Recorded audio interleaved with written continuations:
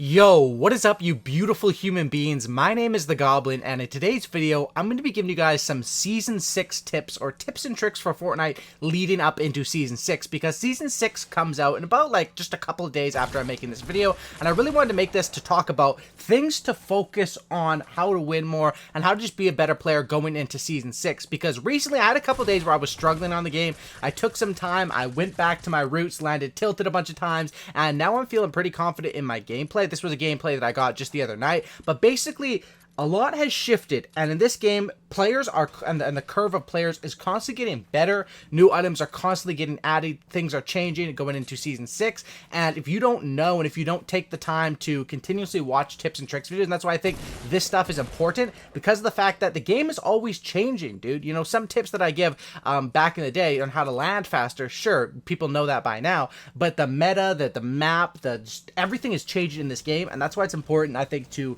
talk about stuff. And of course, I'm a YouTuber, I like to talk about stuff, and I hope you guys enjoy the videos. If you guys do, smack that like button. 905 likes would be absolutely incredible. Let's try to hit that. Subscribe if you guys are new as well. Thank you guys for we're almost at 585,000 subscribers, so I appreciate all of you guys, and let's talk about it. Once again, Season 6 comes out in a couple days, and as far as the current meta is right now, I think there's some things that we need to focus on. So I wrote some notes for this video, and let's talk about it. Now, the first thing is, with Season 6, as of right now, the current building meta is pretty much everyone knows how to build decently because, and I'm a console player, I'm on PS4, but the fact is with Builder Pro, which is a setting that came out a couple months ago, everyone has pretty much switched over to it now, and it's very, very easy to build. Back in the day, you know, when I was using Combat Pro, and I was a pretty decent builder with Combat Pro, just the fact that I could build, that I could do different stuff like that, gave me a huge advantage over my enemies. Nowadays, that's pretty much expected of everyone because of the fact that the Builder Pro makes building so easy, and everyone can build right now.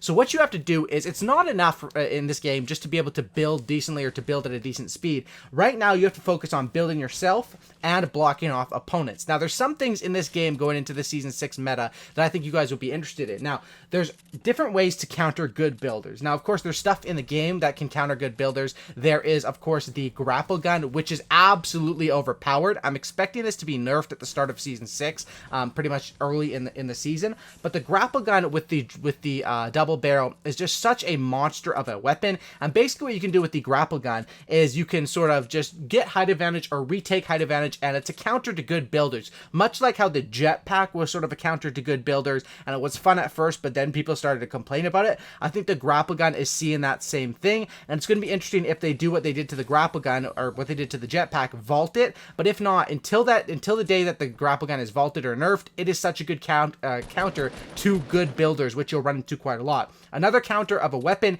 is explodes, RPGs. I recommend carrying those things, and I know it's hard sometimes with an inventory, but if you can carry one set of heals, and then of course you have an AR, Shoddy, P90, one set of heals, maybe 10 minis or a chug jug, and then an RPG or a explode. Those are a lot harder to come by, and a lot less people carry explodes than in the past because of course the SMG meta being so poppin' right now. But if you can use those, they still counter good builders, and I'm always amazed at how much an RPG can just stop someone from building. It's just so easy to get high advantage when you have those. Now of course that is RNG. It's random if you find a grapple gun or if you find a grenade launcher. Of course there's ways to up your chances of finding it, but other ways that you can practice. And like I'm saying, because building isn't that big of it, you're not that special if you can build on console nowadays with going into Season 6, you have to focus on different things, such as something that I've been practicing a little bit more is blocking players off when building. You know, when you get into a build fight, you can block players off with the triangles or the pyramids, which can, if basically you put them on top of them as they're building their ramp up beside you, you block them off, and then you get height advantage. And of course in a build battle, once you have height advantage, what you want to do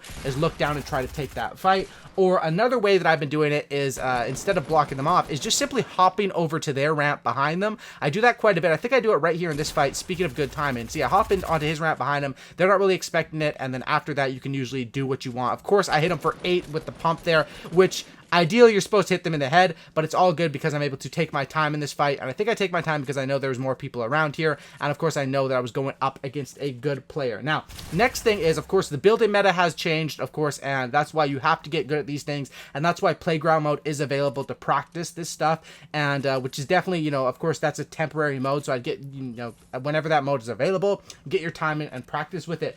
Other things that I focused on in this game, you know, in this current meta that make me play a lot better lately is the first thing with Fortnite is that this game takes a lot of practice. And honestly, if you're not, it's kind of tough because this is a game that is not very easy to pick up, and if you're not playing for at least a couple hours a day, I'd say your aim will fall behind, your building will fall behind the curve of the best players, which of course you don't have to be a professional player to play this game and to get victory royales, but you have to understand your skill level and know different situations. So one thing that I've been doing a lot more is understanding the skill level of my enemy players. If I'm in a build battle with a guy and the guy is beating me in that build battle, it might be a good idea to either drop down, try to knock out his builds, to jump pad away from that fight, to disengage, because there is, out of 100 players, there's probably only about 10 or so that are very good in each lobby, and most of those, you know, half of them will probably die off the start, some will make it to the late game. So if you can plan those fights correctly and fight those good players when you have the advantage,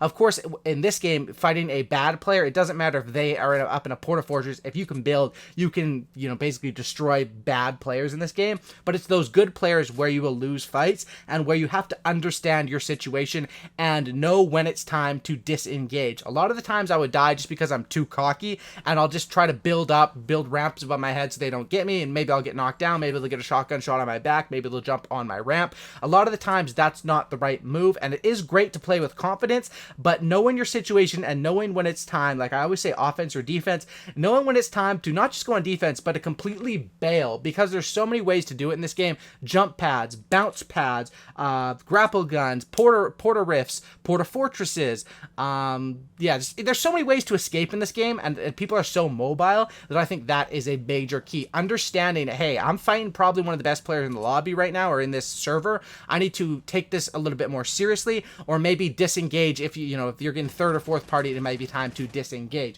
My next tip is, and this is one that I think is always a key whenever I'm playing good, is when I'm doing this tip and when I'm executing this properly. And I think going into season 6, this will never change. This is a very important thing in the game, and what I like to call it is pre-damage, or damage before a fight.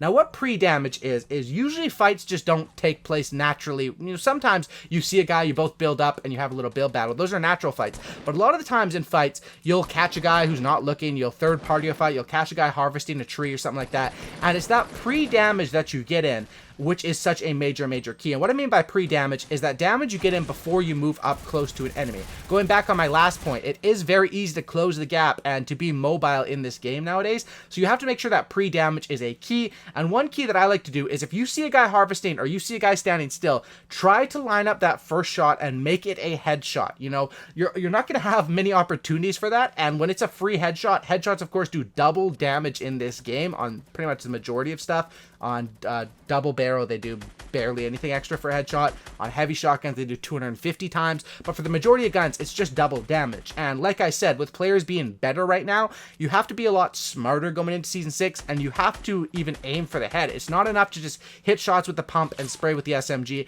You need to crack them with a headshot with that shotgun to open up fights, and you need to basically be able to understand the situation, and times are changing on this game. You know, it's getting more competitive, and, you know, over the summer, I think a lot of people were practicing. The game was updating. Builder Pro especially is such a huge key on console, and you sort of have to play a little bit smarter nowadays than you could back in the day, where you could just be reckless, because you never know when there is good players nowadays. There's a lot more. One other tip is, I find that whenever I play late at night, there usually is a bunch more players in, a bunch more good players on the game. Because if you're thinking about it, on 2 a.m. on a school night, it's probably not the 6-year-old casual guy playing. It's probably, the 20-year-old sweater trying to go full-time pro, dropping out of college to play Fortnite kind of player you're going to run into, right? And is that a bad thing? No, you can get some competition and stuff like that. But if you want easy solo wins, I find from experience, and this was the same for Call of Duty and for other video games, the people that are on earliest in the morning are usually the easiest sort of lobbies or servers. And that's one tip that I would say, if all you care about is wins, you don't care about being competitive, that's probably one of the ways to do it. You can see right here, just the use of splodes. there's no way I'm getting a free kill on that guy if I don't have Splodes anymore. And my inventory is pretty much exactly like I was talking about earlier in the game. Ironically, I don't even know if that's the right use of ironically. I don't think it is, but you guys can see I have the shotgun, I have double barrel, which is overpowered, I have the SMG, and then I still have the Splode. So right here I realize I'm in a 1v1. I have to push to this guy, so I'm like, you know what, let's just get it over with. I'm reinforcing my ramps here when I'm going up just to make sure he doesn't shoot me down. I pull up on him, and here's another tip too. Right after I hit those shotgun shots, they don't hit for very much. I missed the first one, I hit the second one for 20. So my instant instinct is to build, and that's how you win fights nowadays. It's not about just getting damage on your opponent, it's about blocking them. And that goes even, you know, as a deeper metaphor for build fights, blocking people off, and just for winning the games overall. Take down that Galaxy skin, which is pretty cool skin. By the way, hopefully you guys did enjoy these tips going into Season 6. I wish you guys the best of luck, and I'm telling you guys, the game is ramping up in competitiveness, and these are little things that if you take a second to practice or to focus on, can win you those fights against those 2 to 3 good players you might fight in a match, and once you take those out, the rest of the lobby will be a cakewalk. You'll get more wins. Hopefully this helped you guys out. Drop a like, subscribe if you guys are new. Have a great night, and I'm out. Peace.